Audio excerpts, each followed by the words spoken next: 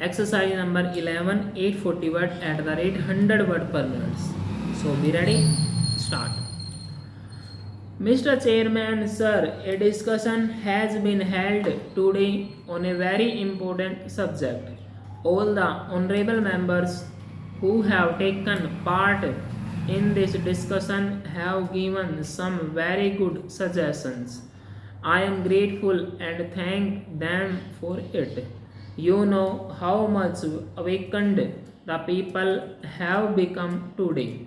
No one had made any efforts in this direction 4 or 5 years ago. First of all, it was our late Prime Minister of India who drew the attention of the people towards it. This problem is not confined to India alone but is a matter of concern for the entire world. Today, the foreign countries also feel that a heavy price will have to be paid for the development that has been made.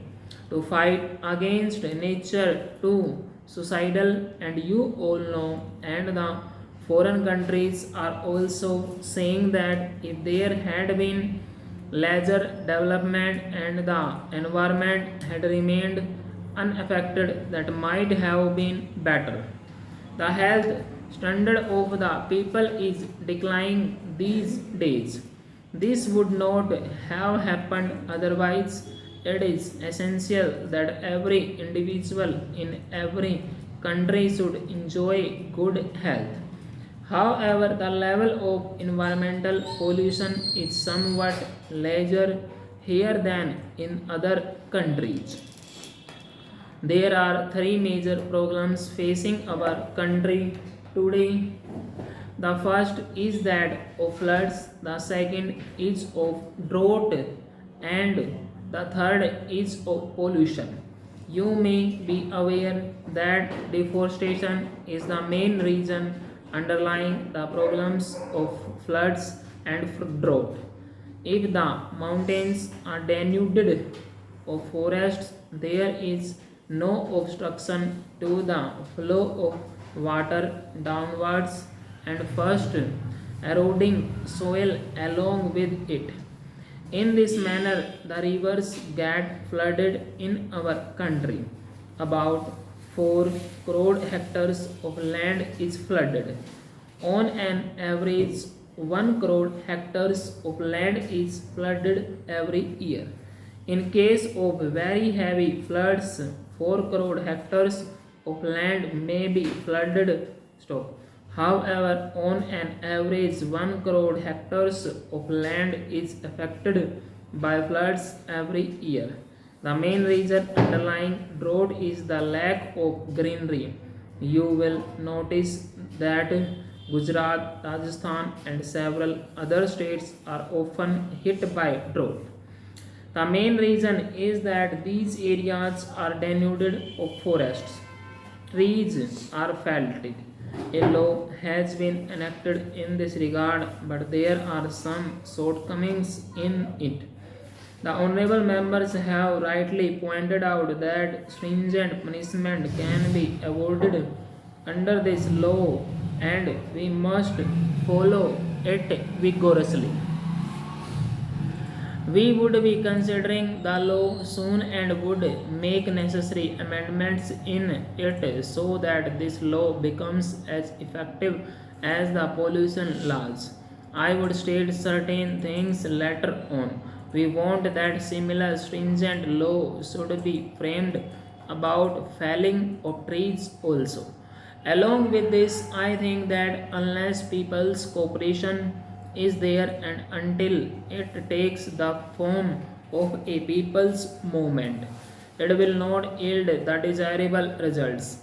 I respect the opinions of the honorable members and feel that their feelings are very good and they have offered some very good suggestions.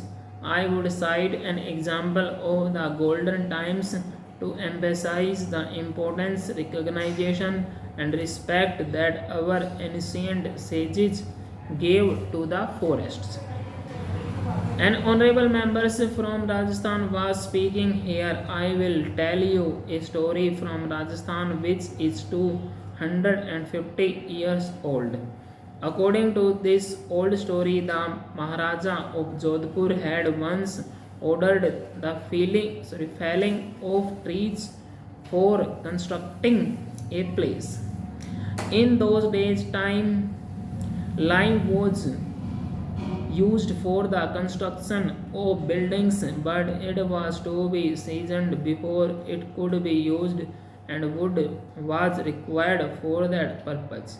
When the king ordered the felling of trees, the servant replied that it would be difficult to find trees because there had been continuous famine for the past 4 or 5 years. However, there are trees in the villages where the Visnoi community is living, but they do not fell trees.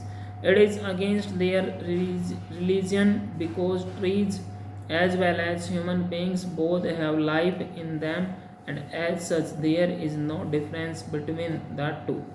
As soon as you cut a tree and squeeze it a little, a fluid comes out. The fluid is similar to human blood.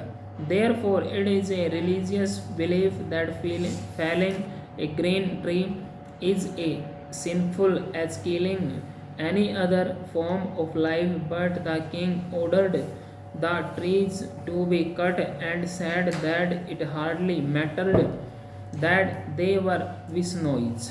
The servants reached there.